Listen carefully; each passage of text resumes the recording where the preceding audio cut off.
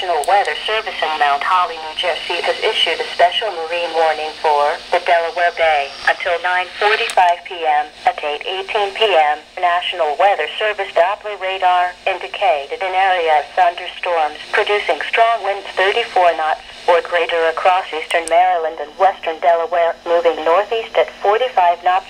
Mariners can expect gusty winds, high waves, danger of lightning, and heavy rains.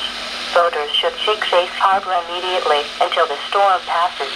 A tornado watch remains in effect until 10 p.m. Friday evening for northeastern Maryland.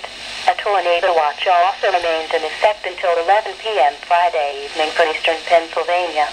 A severe thunderstorm watch also remains in effect until 11 p.m. Friday evening for Delaware and New Jersey and southeast Pennsylvania.